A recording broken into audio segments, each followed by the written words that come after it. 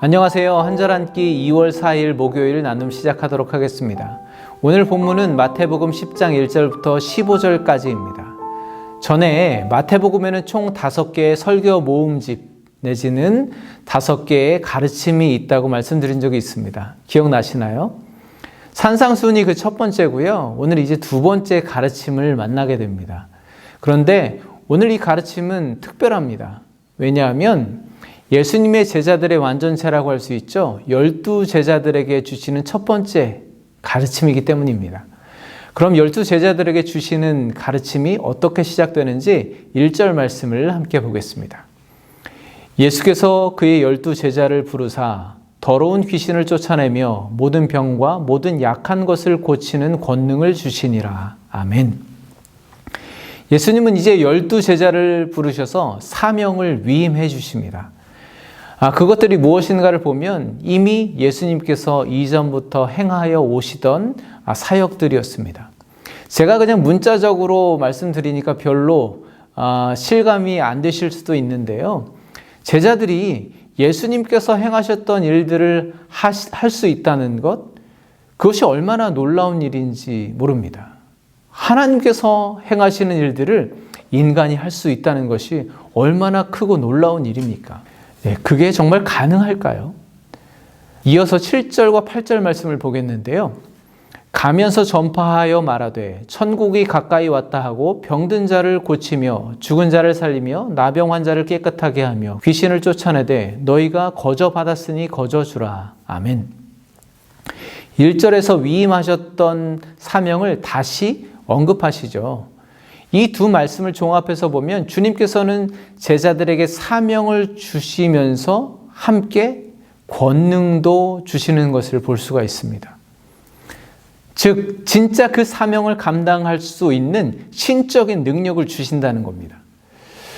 그런데 저는 궁금한 것이 있었습니다. 또 의아한 것이 있었는데요. 오늘 예수님께서 제자들을 부르시는데 그 제자들의 이름이 열거되잖아요. 대표적으로 어부들도 있고 또 세리와 또 열심당원도 있습니다. 그들의 면면을 보시면 예수님이 정말 제대로 제자를 고르신 것처럼 보이나요? 저는 그렇게 보이지 않습니다. 예수님이 무슨 생각을 가지고 이 제자들을 고르셨을까 싶을 정도로 저라면 그렇게 하지 않았을 것 같습니다. 또 이 제자들을 부르신 지 얼마 되지도 않았는데 그들에게 사명을 주시고 아무런 자격도 경험도 훈련도 받지 못한 그들에게 예수님은 당신이 행하셨던 사명과 또 권능을 함께 주신다는 거죠. 어찌 보면 좀 무모한 것처럼 보입니다. 왜 그렇게 하셨을까요? 주님은 제자들이 자신이 어떤 능력이 있어서 자격이 갖추어져 있어서 어깨 너머로라도 배운 경험이 있기 때문에 그런 권능을 행하는 것이 아님을 철저하게 깨닫고 인정하라고 그렇게 하신 것입니다. 그들이 제자가 되기 전에는 자기가 병든 자를 고치고 귀신을 내어쫓고 나병 환자를 깨끗하게 하거나 하는 것들은 전혀 상상도 못했을 것입니다. 그러나 그런 것과는 상관없이 일단 예수님의 제자가 되고 나면 예수님께서는 권능을 주신다는 것이죠. 저는 여기에서 예수님의 제자가 된다는 것이 무엇일까? 제자됨을 묵상해 보았습니다. 제가 예수님의 제자들을 무시해서 드리는 말씀이 아니라 방금 말씀드린 것처럼 이들을 보면 사실 누구든지 예수님의 제자가 될 수 있는 것처럼 보입니다. 네. 나의 됨됨이나 자격이 어떻든 주님은 일단 그들을 제자 삼으시고 그들에게 권능을 주실 테니까 그들에게 어떤 사명이 주어지든 다 감당할 수 있을 것처럼 보입니다. 그렇습니다. 말씀대로라면 정말 그렇습니다. 그런데 정말 현실적으로 그럴까요? 저는 저 자신에게 질문해 봤습니다. 서 목사, 정말 그럴까? 저는 저 자신이 주님의 제자라고 생각하거든요. 그런데 내가 정말 주님께서 맡겨주신 그 사역의 현장에서 주님의 권능을 드러내고 있나, 권세를 드러내고 있나, 냉정하게 묻는다면 그렇지 못한 것 같습니다. 물론 병든 자를 고치고 귀신을 내어쫓고 그런 것만을 말하는 건 아니지만 내가 맡고 있는 일들과 또 사람들에게 정말 주님의 능력을 잘 드러내고 있는가? 그렇지 않더라는 것이죠. 여러분들은 어떠신지 모르겠습니다. 왜 그럴까요? 도대체 무엇이 문제일까요? 그래서 저는 하나씩 따져봤습니다. 오늘 말씀을 읽다 보니까 일단 제자가 되는 데는 아무런 자격과 조건도 없는 것은 분명합니다. 여기 제자들의 면면을 보면요. 그들 중에는 나중에 예수님을 은30에 팔아먹은 가룟 유다, 그에게도 예수님께서는 동일한 권능을 주십니다. 그렇게 본다면 저 같은 사람도 주님께서 제자로 삼으신 것은 분명히 맞는 것 같습니다.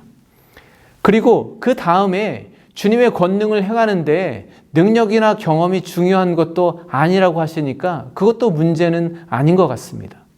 그러면 딱 하나 남은 것이 있죠.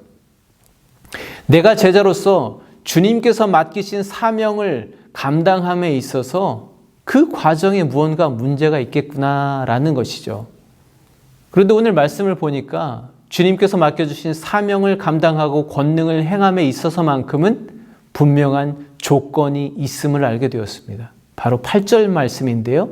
끝에 보면 너희가 거저 받았으니 거저 주라.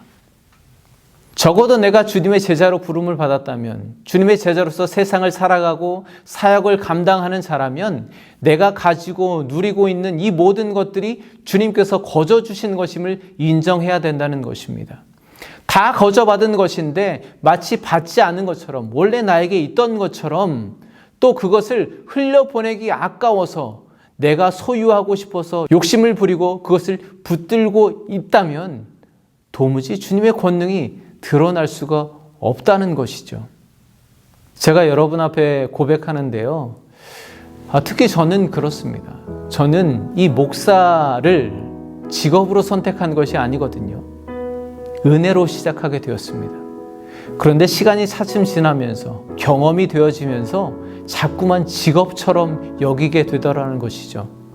그러면서 제 가운데 어떤 마음이 드냐 하면요. 자꾸만 내 권리를 주장하게 되더라고요. 직업적으로 더 많이 누리고 성공하고 싶은 욕심이 생기더라고요. 주님께서 거저받은 것인데 자꾸만 아까운 생각이 드는 거예요. 그러니까 저를 통해서든 제가 맡고 있는 사역을 통해서든 주님의 권능이 드러날 리가 없는 것이죠. 우리는 이미 말로 다 할 수 없는 주님의 은혜를 경험했습니다. 주님의 능력을 경험한 자들입니다. 그것이 부족해서 문제가 아닙니다. 문제는 하나님께 거저받은 은혜를 거저 베풀지 못하니까 그것이 문제가 되는 것입니다. 그러니까 우리의 삶 가운데 능력이 좀처럼 나타나지 않는 것이죠. 하나님께서 우리에게 아무리 많은 권능을 주셨어도 그것을 내 것으로 만들어서 내가 하려고 하니까 고작 미천한 나의 능력으로 할 수 있는 것밖에 할 수 없는 것이죠. 그러나 마치 주님과 연결되어 있는 파이프처럼 주께서 거저 주신 것을 그대로 내 삶을 통해서 나의 사역의 현장에서 흘려보낼 때, 그렇게 거저 줄 때 그곳 가운데 하나님의 위대한 권능이 드러나는 것을 잊지 마시기 바랍니다. 한절한끼 식구들 모두 그렇게 주님의 능력 있는 제자가 되시기를 간절히 축복합니다. 주님의 권세를 가진 성도로 오늘 하루도 살아내시기를 간절히 축복합니다. 기도하겠습니다. 하나님, 아무런 자격과 조건도 보지 아니하시고 저를 제자 삼아 주시니 감사합니다. 그러나 하나님께서 맡겨주신 사역에 주님의 거룩한 권능을 나타내기 위해서 너희가 거저 받았으니 거저 주라는 주님의 명령을 잊지 않게 하여 주시옵소서. 예수 그리스도의 이름으로 기도합니다. 아멘. 우리의 능력은 오직 예수 그리스도이십니다. 평안하십시오. 내일 다시 만나 뵙겠습니다. 감사합니다.